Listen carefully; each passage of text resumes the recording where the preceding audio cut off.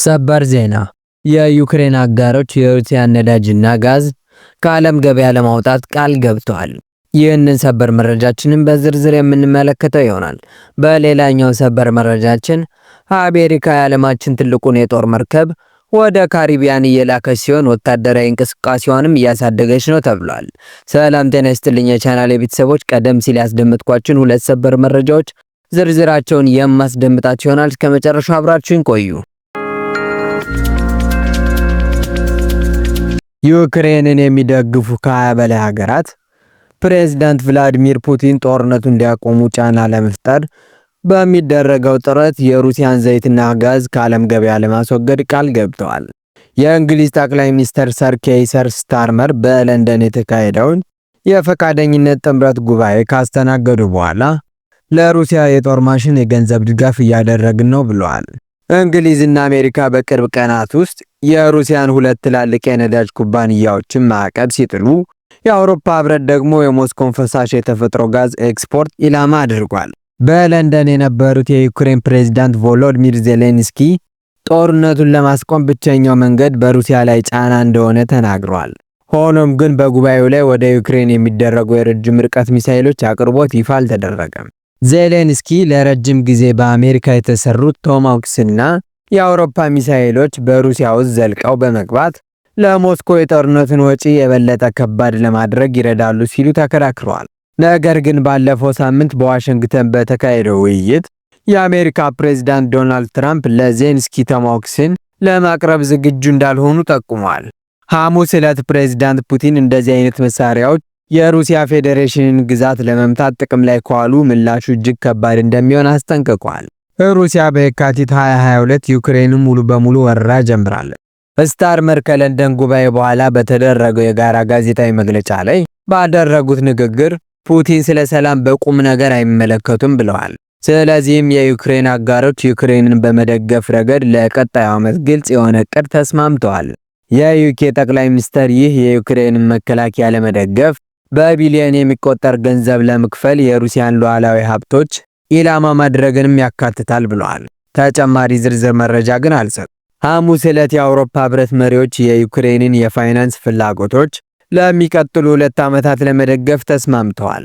ነገር ግን 140 ቢሊዮን ዩሮ የሚያወጡ የታሰሩ የሩሲያ ንብረቶችን ለመጠቀም ከመስማማት ተቆጥበዋል። የዴንማርክ ጠቅላይ ሚኒስትር ሜቴ ፍሬድሪክሰን ለዩክሬን የካሳ ብድር ተብሎ ስለሚጠራው ነገር ሲጠየቁ የገና ዋዜማ ውሳኔ እንደሚሰጥ ተስፋ አድርገዋል። በለንደን የፈቃደኝነት ጥምረት በተጨማሪም በየቀኑ ማለት ይቻላል የሩሲያ አየር ጥቃት በዩክሬን ሲቪሎችና በኢነርጂ መሰረተ ልማቶች ላይ በሚሰነዘርበት ወቅት የዩክሬንን የአየር መከላከያ ለማጠናከር ቃል ገብተዋል። ዜሌንስኪ ሩሲያ የክረምት ቅዝቃዜን የመከራ መሳሪያ ማድረግ እንደምትፈልግ አስጠንቅቀዋል። ሊያፈርሱን ይፈልጋሉም ብለዋል። በለንደን መሪዎች የሚሰጡት አስተያየት የኪየቭ አጋሮች ሩሲያ የዩክሬን ማጥቃት እንድታቆም ለማድረግ እቅድ እንዳላቸው የሚያሳዩ የተወሰነ ምሳሌዎችን ለመስማት ስለሚጠባበቁ ሰዎች አሳዛኝ ይሆናልም ብለዋል። ምንም ጥርጥር የለውም የተነገሩት ብዙ ቃላት የዩክሬንን ጆሮ የሚያስደስት ይሆናሉ። ለምሳሌ ስታርመር የእንግሊዝና የዩክሬን ሌሎች አጋሮች በሞስኮ ላይ ጫና ለማሳደር ዝግጁ መሆናቸውን ተናግረዋል። ነገር ግን አጋሮቹ በጦር ሜዳ ላይ ለውጥ ለማስገደድ ወይም ፑቲን ወደ ድርድር ጠረጴዛ እንዲመጡ ለማድረግ እንዴት እንዳሰቡ የሚያሳይ ተጨባጭ ምሳሌዎች አልነበሩም ተብሏል። በዩክሬን ውስጥ ለቢቢሲ የተናገሩ በርካታ ሰዎች የዜሌንስኪን ወደ እንግሊዝ ጉዞ ከመከተል ይልቅ በዕለት ተዕለት ችግሮች ላይ የበለጠ ትኩረት እንዳደረጉ ተናግረዋል። ያና ኮሎሚቲስ ከኦዴሳ የመጡት በደቡባዊ ከተማ የኤሌክትሪክ የማሞቂያና የውሃ እጥረት እንዳለ ተናግረዋል። በጣም የሚያስፈራው ነገር ሩሲያውያን በክልላችን ላይ የሚመሩ ቦምቦችን መምታት መጀመራቸው ነው ሲሉ አክለዋል። ከዋና ከተማዋ ኪየቭ የመጡት ቲቲያና ዳንኬቪች የኃይል መቆራረጥና በሩሲያ አድማ ምክንያት የሚከሰቱ የውሃ አቅርቦቶች ችግር ሕይወትን በጣም አስቸጋሪ ያደረጉት መሆኑን ተናግረዋል።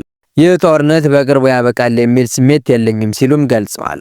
በለንደን ጉባኤ ላይ ከተወያዩት ጉዳዮች መካከል ለዩክሬን የኃይል መሰረተ ልማት ተጨማሪ ድጋፍ ይገኝበታል። ሆኖም ግን ምንም አይነት የተለየ ማስታወቂያ አልተሰጠም። የኔዘርላንድ ጠቅላይ ሚኒስትር ዲክ ሹፍ እና የኔቶ ዋና ጸሐፊ ማርክ ሩቶም በለንደን ስብሰባ ላይ ተሳትፈዋል። የፈረንሳይ ፕሬዝዳንት ኢማኑኤል ማክሮንን ጨምሮ ሌሎች መሪዎችም በቪዲዮ ሊንክ ተሳትፈዋል።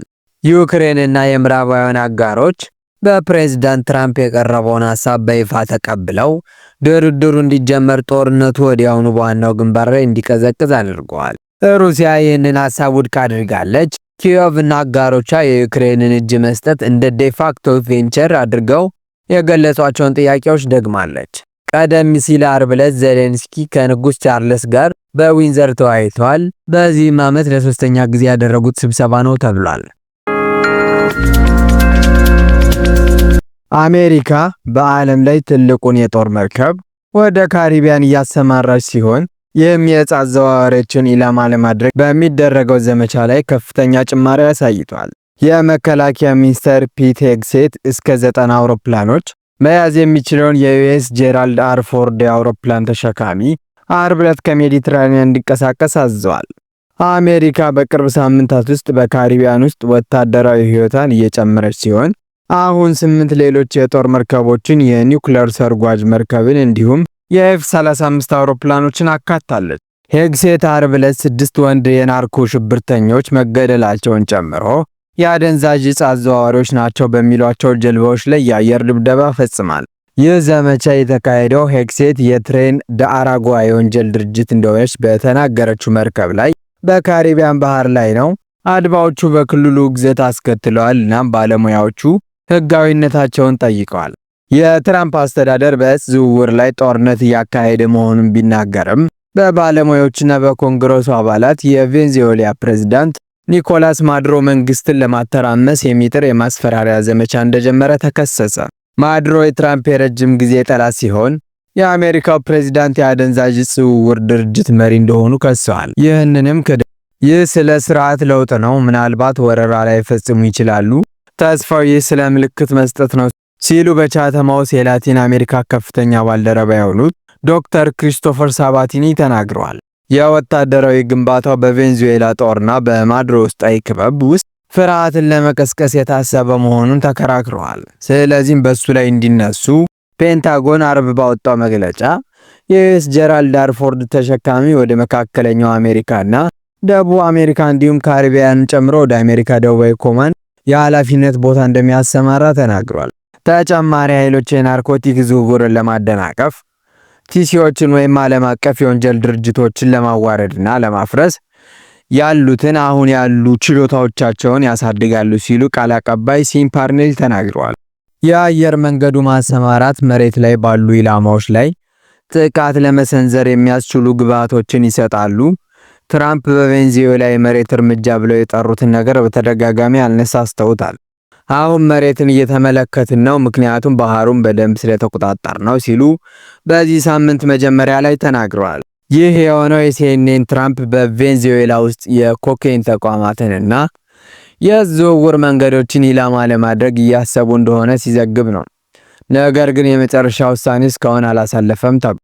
የአውሮፕላን ተሸካሚው ቦታውን ከ3 ቀናት በፊት በክሮሺያ የባህር ዳርቻ በአድሪቲክ ባህር ውስጥ ለመጨረሻ ጊዜ በይፋ አስተላልፏል። የማሰማራቱ ተግባር በክልሉ ውስጥ በአሜሪካ ወታደራዊ ግንባታ ላይ ከፍተኛ ጭማሪ ያሳያል። ዋሽንግተን ለረጅም ጊዜ አደንዛዥ ዕፅ አዘዋዋሪዎችን እንደያዘች ከከሰሰችው ቬንዙዌላ ጋር ያለውን ውጥረት ሊያባብስ ይችላልም ተብሏል።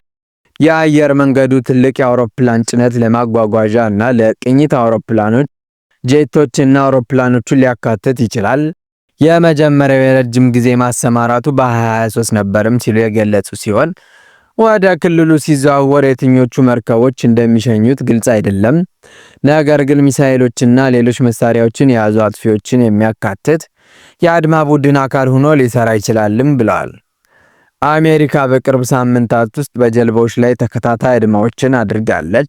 ይህም ፕሬዝዳንት ዶናልድ ትራምፕ የአደንዛዥ ዕፅ ዝውውርን ለመግታት የተደረገ ጥረት ነው ሲሉ ገልጸዋል። አርብ ዕለት የታወጀው አድማ የትራምፕ አስተዳደር ከመስከረም መጀመሪያ ጀምሮ በአደገኛ ዕፅ አዘዋዋሪዎች ላይ የፈጸመው 10ኛው ነው ተብሏል። አብዛኞቹ የተካሄዱት በደቡብ አሜሪካ፣ በካሪቢያን ሲሆን በጥቅምት 21 እና 22 በፓሲፊክ ውቅያኖስ ላይ አድማዎችን አድርጓል። የአሜሪካ ኮንግረስ አባላት ዲሞክራቶችም ሆኑ ሪፐብሊካኖች ስለ አድማዎቹ ሕጋዊነትና የፕሬዝዳንቱ ትዕዛዝ የመስጠት ስልጣን ስጋት አንስተዋል።